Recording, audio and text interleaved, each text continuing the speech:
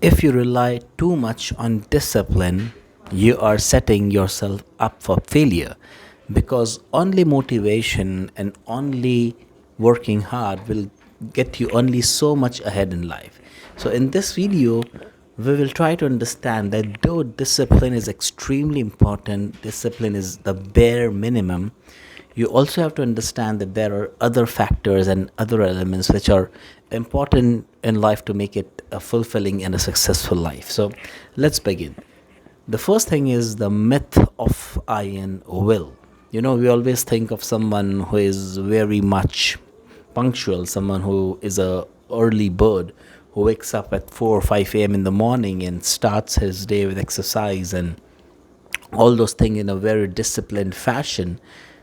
So you have to understand that discipline, though important, is a finite resource. It's like a battery, it will always get discharged. So, and your ego will always get depleted. So, if you rely on it to get through the day, you will eventually run out of gas. Relying only on motivation is not a sustainable way. Relying only on discipline is not a sustainable way in any chance. So, the second thing is the environment versus the individual. Uh, the people we perceive to be disciplined are just having better environments. It is not that they resist temptation better, it's that they encounter it less often. So, design your space in such a way that you don't need to be disciplined. So, if you want to limit your sugar intake, the best thing you can do is not have chocolates and packed juices which are filled with sugar in your fridge. So, if you don't have chocolates, if you don't have that sugary drinks in your fridge, the chances are almost zero for you to consume them. And also make sure that you change your route whenever traveling so that you don't pass by those shops which have these things which are very addictive, which are very tempting, and you cannot control yourself because, as said earlier, discipline is a finite resource. The next thing is systems over self-control. Systems are automated discipline. A system like a preset workout schedule or an automated saving plan removes the choice from the equation. When the choice is removed, the need for willpower vanishes. Always remember, your willpower is limited. Systems are always better than willpower. Though willpower is important, you still need that drive and that healthy ego to get through the day and get your work done. But systems will always win over willpower and discipline.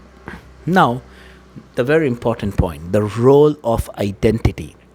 Shift the focus from doing to being. If you believe that I'm a runner, you don't need discipline to run. It's just what you do.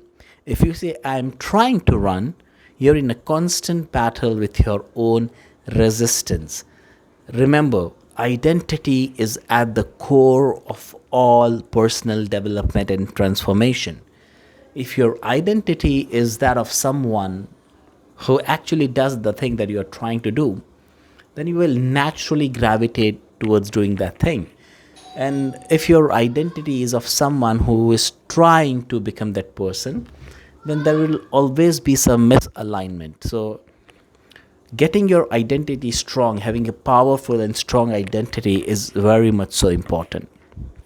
Okay, so now let's go to the next thing. Friction, the silent killer.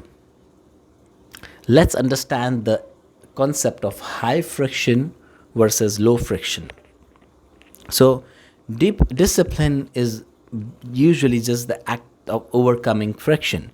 So, if you want to work out, now this example is given many times. If you want to work out, put your shoes by the bed. So, the friction is low, you will immediately wear it on waking up and go for a run or a workout. If you want to stop scrolling, then having the phone by your side is not a good idea. Put your mobile phone in a different room, which is high friction, so that you will have to get up and then go to the another room and then uh, start scrolling, which is high friction. And there is a resistance where you will naturally not do it. So friction, you can use friction in your favor, and you can also use friction against what you're trying to do.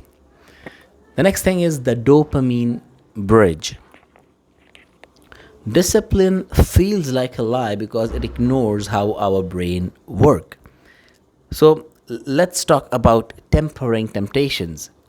Pairing something you should be doing with something you want to do is an excellent way of trying to, get things done. So, like, if you want to watch your favorite show, and you can pair it up with a treadmill, so that you will also get your steps in, and you will also get entertained in the process. So yes, tempering temptation is, it's a hack that you can use to do something which you often don't like doing. Like, some people uh, listen to podcasts and audiobooks while traveling. So traveling usually is not a lot of fun, but when you know that while traveling you will be listening to this favorite books of yours, you will want to travel, and you will also pass time, and you have converted your commute time into learning time. The next thing is consistency is always greater and better than intensity. I remember we had this triangle uh, example in one of the things that we taught in school, where consistency starts small and grows, while intensity starts greater and then depletes. So, one of the triangle is big base, low tip, and the other is the base is small, but it grows. It goes on growing this way. So yes, discipline often focuses on going hard, going all in intense and beast mode. But what actually works is staying in the game. A mediocre workout you actually do is infinitely better than the disciplined or perfect elite workout you skip because you are too tired.